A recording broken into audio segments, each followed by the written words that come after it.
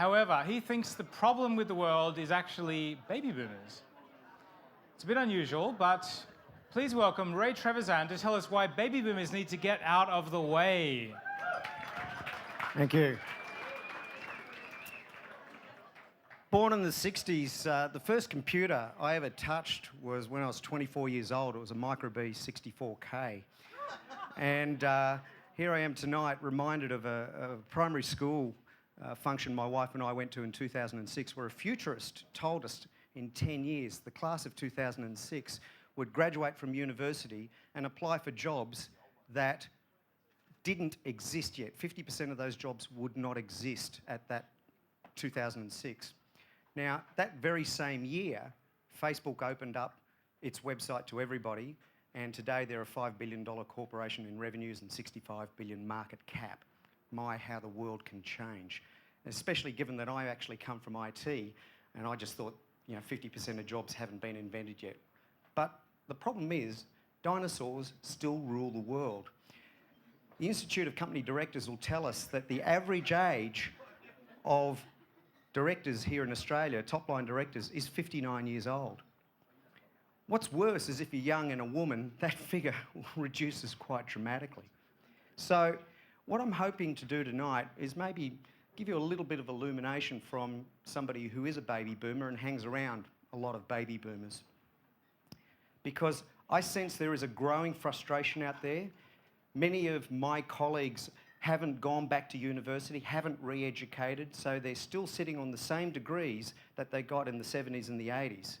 And for all of you up-and-comings, that gets pretty frustrating because the baby boomers really aren't keeping up. And so what I'm going to do tonight is hopefully give you a little tip, a couple of questions that I'm hoping may help you bring baby boomers into the 21st century. Okay? This is embarrassing. All right, when Jerry gets up there and is sick of the internet spin, it just sounds like a kid who's had his lunch money pinched. As wealthy as he is, it's a little bit embarrassing. So hopefully I've got some ideas that I might impress upon you on how we can get them to change in a non-threatening way. So what I want to do, I'm actually hopefully going to get you a little bit involved, and I want you to answer 4 questions for me tonight with a show of hands, and the 4 questions that really shook me out of my lethargy a few years back when I was laid off at the start of the GFC. So the first question, and I'd like you to raise your hand, who in the last 6 months actually enjoyed somebody ringing them up out of the blue that you don't know and said, please, I want you to buy something? Hands up. I can't see because of the lights, okay? In the last 6 months, how many of you actually enjoyed a totally unsolicited phone call? All right, 2, 3, okay. Same question, but for email or snail mail. How many actually enjoyed in the last 6 months getting unsolicited mail? Gee, it's pretty desert out there. But in deference, how many of you in the last 6 days went to the internet to look for an item, research an offering, a product? Okay, pretty well all the hands. And as a result of that, how many of you then actually took that research through to a purchase? Okay?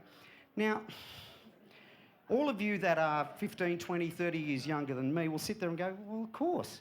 But the funny thing is whenever I keep asking those same 4 questions to my baby boomer mates, they answer in exactly the same way. Yet they go back to their place of work and don't operate, their minds don't think that way. Okay, so hopefully what I'm trying to do is, with those questions, okay, is to stimulate some change, because the only other choice you've got is to sit them out and wait, okay? And if you're going to wait around, okay, poor old Kate's not going to be queen for quite a while, okay? Now, I can tell you, baby boomers are just about to retire, so they're fearful, heck, they're greedy, okay, and they're very insecure. So you need to appeal to those things that really are going to appeal to them, okay?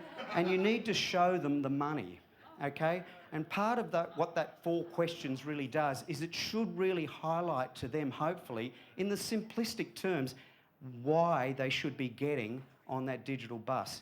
because that light at the end of the tunnel, okay, is either going to run them over, okay, or they're going to get on board. And hopefully, you know, with your help and assistance and good counsel.